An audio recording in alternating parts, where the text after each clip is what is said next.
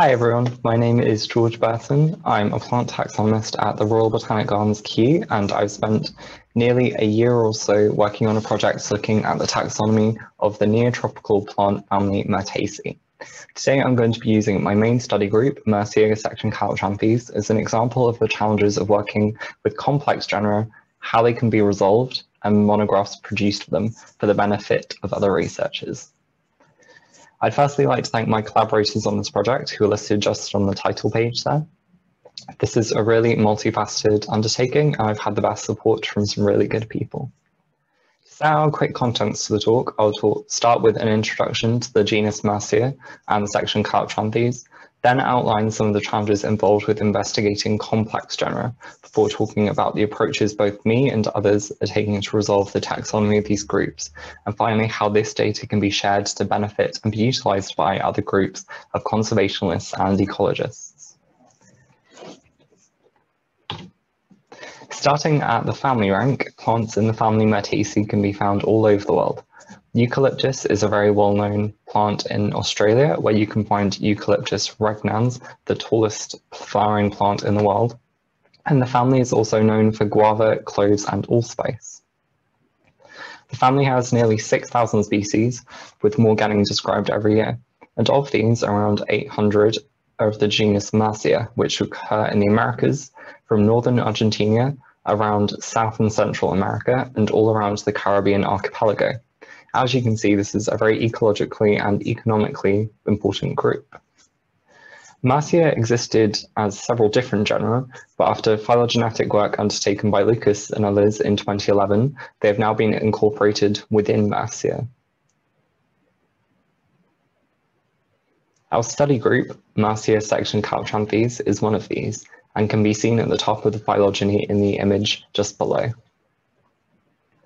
Myrcia section Calyptranthes is also widespread throughout the Americas, one of the reasons it can be difficult to disseminate. However, it can be carefully distinguished by its sympodial branching. If you imagine a little Y shape, it always branches in twos, like that. And by its lid flowers, where the buds have a calyptra cap, which pop open when the new flower blooms, like a little cup with a lid. This can obviously cause problems when you only have infertile specimens, and distinguishing from other sections of Myrcia can be sometimes quite difficult if you can't spot the little branchings.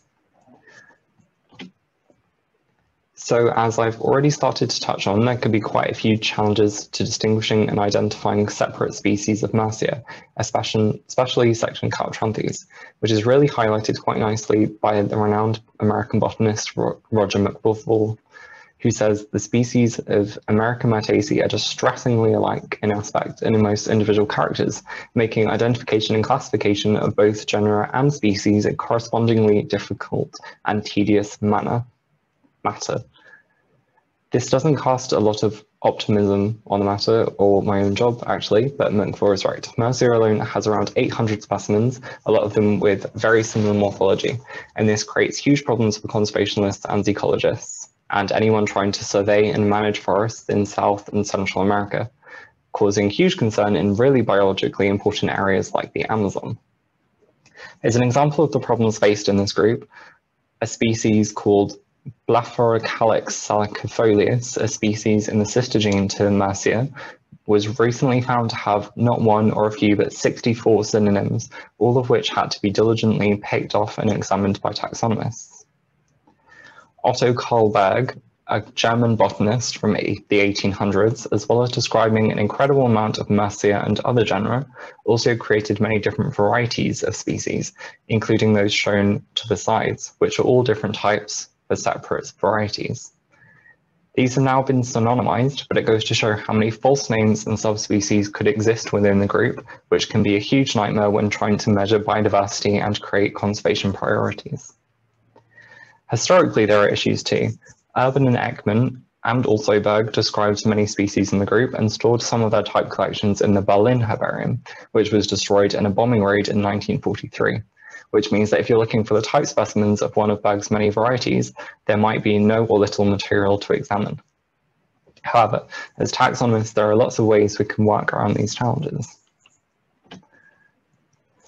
The first and probably best solution to these challenges in Myrcia section Calyptranthes at least is very hard work and the application of alpha taxonomy, inspecting the protologs and type specimens of species within the group to produce a traditional monograph, nowadays including information on distribution, conservation, and any uses. These are the methods employed by Dr. A.R.Lourenço as part of her PhD a few years ago at Kew, describing and resolving Myrcia section Calyptranthes from the Atlantic forest in Brazil into a manageable group of species. I spent time at the start of this year working on this manuscript, and the paper has now been published, recognizing 38 species, new synonyms and lactotypes, and notes on distribution and ecology. One of the key things to note here is that a smaller geographic region was chosen to study. And although some of these species occur elsewhere throughout South and Central America, by approaching the group through a smaller region, less obvious morphological variances can be observed, and a reliable key produced. From them, Myrcia section Calyptranthes has been informally split into 3 geographic groups: the Atlantic forest, one of the most diverse hotspots in the world, Central and South America, including the Amazon rainforest, and the whole Caribbean archipelago. This helps also by making nomenclatural transfers from Calyptranthes to Myrcia more manageable, as the 270 to 280 species can be split between coherent and separate, geographically focused publications. So with the paper describing the Myrcia section Calyptranthes of the Atlantic forest complete and published, my next hurdle is tackling the species of South America and Central America, grouped together because many of these species form sympatric, morphologically similar groups. My first step has been collating a large database of species information, a section of which can be seen at the bottom right, including notes on type location, protolog, frequency, and morphological features. This includes around 120 to 140 species, each with many specimens that have been georeferenced by hand from labels and protologs. These were then put into about 15 informal groups by distribution and morphology. The 3 species pictured here are part of a group with well-developed sprawling inflorescences and large oval lanceolate-shaped leaves occurring across northern South America and the Amazon. From the map, we can see that Calyptranthes paniculata and cuspidata are fairly well distributed and occur across the same locations, while simulata has a more distinct occurrence pattern around the edges of the Amazon in Peru and Bolivia. This task then becomes deciding whether the widespread species may follow morphological variation across a geographic gradient, and in fact one species, or that 2 separate entities actually exist.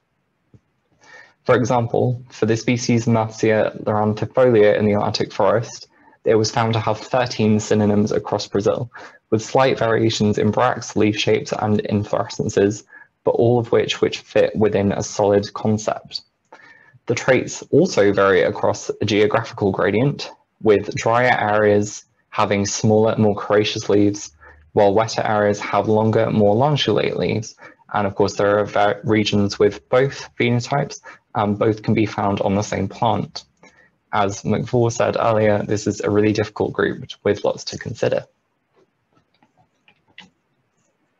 One of the obvious solutions to resolving taxonomic issues within groups is, of course, phylogenetic work.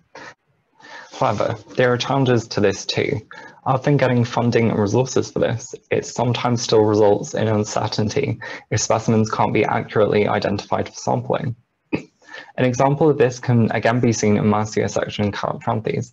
As part of the preparing of this monologue of Central and South American species, a complex emerged among specimens of Myrcia caetroculia and Myrcia williamsi, with about 15 species existing across the full distribution range, all sharing very similar morphological traits.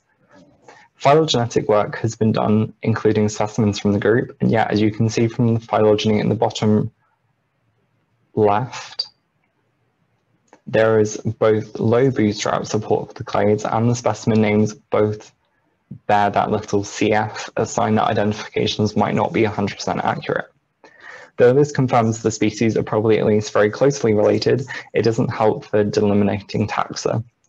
And in COVID-19 times, of course, physical herbarium specimens and live material from fieldwork is a lot less accessible for sampling. So new digital methods alongside traditional alpha taxonomy are needed. An approach I and many others have taken in order for us to resolve challenging complexes like this is to use morphometric analysis, measuring traits of many different species, many different specimens of the same species and other close related ones, and using principal component analysis to observe clusters in a morphometric space. The figures in the middle show how the leaves on the left and the inflorescence buds on the right can be measured in ImageJ, and then at the bottom right, you can see a PCA diagram where different coloured clusters represent specimens of different taxa. In this case, several of the circles overlap each other completely, suggesting that certain species are nested within the morphological range of others, and from this we're able to propose new synonymy within the group. As part of this, I've georeferenced all of the specimens, so we're able to see how traits might follow any geographical trends. In this map diagram, the blue areas show the larger leaf specimens and the red ones the small leaves, and we can see that the more tropical wet rainforest areas have the big leaves and the drier areas the small ones. This can then be involved with deciding where the species limits might lie. In this case, using these methods, we've prepared a manuscript which proposes from these 15 examined taxa, one species with 4 subspecies actually exists. As I said earlier, one of the main incentives and rewards for examining these complicated genera is to share data in its most accurate form with collaborators in conservation and biodiversity policy. As an example of this, I've been working closely with the plant assessment unit here at Kew, where Hannah Grice and Katia Cantero have been using my data to produce IUCN Red Lists for these species. All of them for the Atlantic forest have been completed and should be available soon online, and hopefully the continental and Caribbean species will be completed before the end of the project next year. As well as this, our data has contributed to the Flora de Brazil, an online resource with nearly 1,000 international collaborators holding information on all algae, fungi, and plants in Brazil. So to add a brief conclusion to what I've talked about today, untangling taxonomy of complicated genera is very important. Without understanding what a species is or looks like, it's impossible to protect and manage them if they can't first be recognized or identified. I'd just like to say thank you to everyone for listening to my talk today and to the Systematics Association for platforming this forum, and I hope everyone enjoys the rest of the conference. I look forward to any questions or comments anyone might have.